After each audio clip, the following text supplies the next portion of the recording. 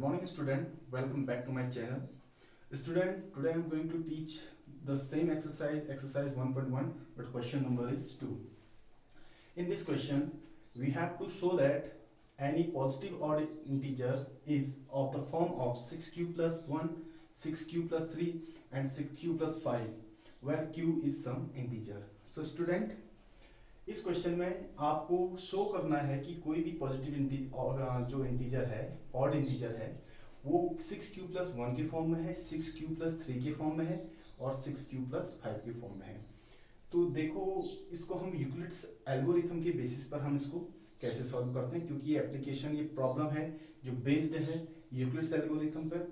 तो हम इसका सॉल्यूशन जानते हैं और इसको प्रूव करते हैं कि कैसे 6q plus 1, 6q plus 3 and 6q plus 5 एक पॉजिटिव ऑड इंटीजर है. सो स्टूडेंट, सबसे फर्स्ट हम एक इंटीजर लेंगे. Let a be an integer and b equal to, हम यहां पे 6 लेते हैं. बेटा a हमने एक इंटीजर लिया, b हमने 6 लिया. a को हम डिवाइडेंड का काम करेगा और b हमारे पास डिविजन का काम करेगा. सो अकॉर्डिंग टू यूक्लिड्स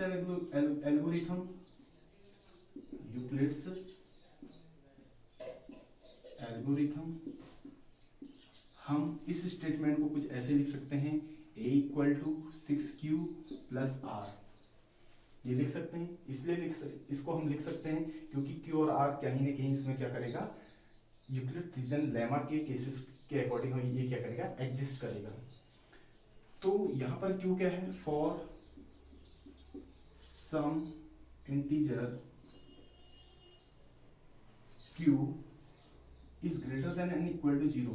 तो q की जो वैल्यू होगी या तो वो 0 के बराबर होगी या 0 से ज्यादा होगी. एंड रिमाइंडर की वैल्यू क्या होगी, अकॉर्डिंग टू एल्गोरिथम मैंने आपको बताया था कि अगर हमारे पास डिविजर की वैल्यू 6 है तो रिमाइंडर की कंडीशन हमारी आएगी 0 is less than and equal to r and less than divisor जो हमारे पास 6 है. इसलिए रिमाइंडर की जो वैल्यू आएगी वो हमारी आएगी 0, 1, 2, 3, 4 एंड 5, क्योंकि 6 से छोटी आएगी, 6 से छोटी आएगी. तो रिमाइंडर की हमारी पॉसिबिलिटी 0 से 5 तक की हो सकती है और q जो हमारी वैल्यू होगी ये 0 से बड़ी होगी या 0 के बराबर होगी. तो इस कंडीशन के आधार पर हम कह सकते हैं देयरफॉर जो हमारे पास एक इंटीजर था वो कुछ इस तरह से बन के आ सकता है, 6a इक्वल टू आ सकता है 6q. अब r की प्लेस पर हम क्या करेंगे, एक बार 0 लेंगे, एक बार 1, एक बार 2, एक बार 3. तो हमारे पास 6a इक्वल टू हमारे पास कुछ ऐसे बन के आएगा 6q, क्योंकि r तो 0 है. दूसरे केसेस में 6q प्लस 1, तीसरे केसेस में 6q प्लस 2, फिर 6q plus 3 and 6q plus 4, last 6q plus 5. ये इस प्रकार से a की जो इंटीजर वैल्यू आएगी वो इस फॉर्म में आ जाएगी. लेकिन हमें सिद्ध ये करना है कि जो 6q प्लस 1 है, 6q प्लस 3 है, 6q प्लस 5 है, ये एक ऑड इंटीजर है. इसको हमें क्या करना है, प्रूव करना है. तो अब हम कैसे करेंगे इस चीज को प्रूव. देखो, हमें प्रूव केवल इन तीनों को करना है, तो हम केवल इन्हीं तीनों को लेंगे. तो a इक्वल टू हमने 6q प्लस 1 लिया है, a equal to 6q plus 3 लिया है, a equal to 6q plus 5 लिया है. सो स्टूडेंट, आप देख सकते हैं q एक इंटीजर है जो 0 के बराबर है या 0 से बड़ा है और 6 क्या है, इसका डिविजर है. तो क्या इस वैल्यू को मैं 2 के मल्टीपल्स में लिख सकता हूं, 2 इंटू इसको मैं लिख सकता हूं 3q प्लस 1, और वैसे ही मैं इसको भी लिख सकता हूं, इसको लिख सकता हूं 2 मल्टीप्लाई 3q प्लस 3 और 2 मल्टीप्लाई 3q प्लस 5. तो इवन और ऑड की जो डेफिनेशंस है वो ये होती है कि इवन वे नंबर होते हैं जो एग्जैक्टली डिविजिबल हो जाते हैं 2 से, या फिर हम ये कह सकते हैं कि a number which is exactly divisible by 2 is called an odd number, sorry an even number. And a number which is not exactly divisible by 2 that is called an odd number. तो even number वो होते हैं जो exactly 2 से divisible हो जाते हैं, और जो 2 से एग्जैक्टली डिविजिबल नहीं होते हैं उन्हें हम ऑड कहते हैं। तो सबसे पहले तो हमें ये दिख रहा है कि जो पहला 6q है इसको हमने 2 के मल्टीपल में लिख दिया। 2 के मल्टीपल में लिखने का मतलब हमारा ये है कि अगर ये 2 का मल्टीपल है तो इसका मतलब ये 2 से डिवाइड हो सकता है, क्योंकि अगर हम इस वाली चीज को अगर 2 से डिवाइड करेंगे तो 2 से 2 कैंसिल आउट हो सकता है, कहने का मतलब 2 का टेबल जा सकता है इसमें। तो 2 इंटू 3q लिखने का मतलब ये था कि हमें ये बताना है कि क्या ये 6q जो क्वांटिटी है ये इवन है या ऑड है। तो याद रखिएगा जो 2 के मल्टीपल में होगा या फिर 2 से एग्जैक्टली डिविजिबल होगा वो इवन होगा।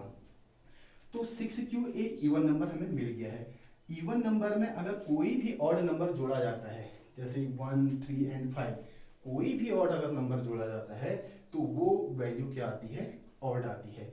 एक एग्जांपल लेके देख लेते हैं। सपोज q इक्वल टू मैं 1 मान लेता हूं, तो पहली कंडीशन के अकॉर्डिंग मेरा आ जाएगा 2 इंटू 3 इंटू 1 प्लस 1, तो 2 3 जा 6 प्लस 1 वो क्या है 7 आया।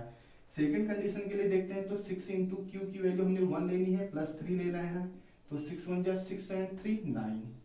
तीसरी कंडीशन की अगर मैं बात करूं तो 6 इंटू 1 लूंगा और प्लस यहाँ पर ले लेता हूं मैं 5, यहाँ पर क्या है 5, तो 6 1 जा 6 एंड 5 क्या आया 11 आया। तो आप देख पा रहे हैं कि ये सारे के सारे कैसे नंबर हैं, ऑड नंबर हैं। तो आप ये समझ चुके हैं कि ये जो 6q है ये एक इवन नंबर है। क्यों इवन नंबर है? क्योंकि 6q को मैंने क्या कर लिया है, 6q को मैंने इस 2 के मल्टीपल्स में इसको क्या कर दिया, फैक्टराइज कर दिया है। तो 2 के मल्टीपल्स में अगर इसके फैक्टराइज हो रहे हैं तो कहीं ना कहीं 6q एक क्या होगा, एक इवन नंबर होगा। तो इवन नंबर में कोई भी ऑड नंबर जब जोड़ा जाता है तो उसकी जो ओवरऑल वैल्यू होती है वो ऑड नंबर होती है। इसीलिए हमने 6q प्लस 1 एक ऑड नंबर था वो हमने प्रूव कर दिया। 6q प्लस 3 ये भी क्या आएगा, एक ऑड नंबर आएगा, ऑड नंबर, ये भी ऑड नंबर आएगा। जो हमने प्रूव करना था केवल हमने उन्हीं को ही लिया और उनको हमने सिद्ध किया। और ये भी ऑड नंबर आएगा, जैसा कि हमने अभी चेक करके देख लिया है, तो ये भी क्या आएगा, ऑड नंबर आएगा। तो हमें प्रूव ये करना था कि ये जो इस फॉर्म में है 6q plus 1, 6q plus 3, 6q plus 5 के फॉर्म में है, ये ऑड इंटीजर होंगे। तो ऑड इंटीजर हमने फाइंड कर लिए।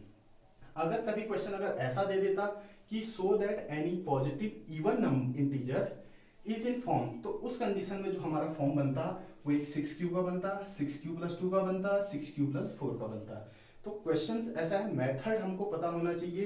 बाकी क्वेश्चन बदल के आ सकते हैं, थोड़ा चेंजेस उनमें हो सकता है, लेकिन हमें अपना क्या करना है, बेसिक चीजें को अच्छे से मजबूत करनी है और इनके कॉन्सेप्ट को समझना है कि क्यों हम इस चीज को हम ऑड के फॉर्म्स में इसको शो कर रहे हैं और क्यों हम 6q और 6q plus 2 and 6q plus 4 को हम इवन के केसेस में सॉल्व करेंगे।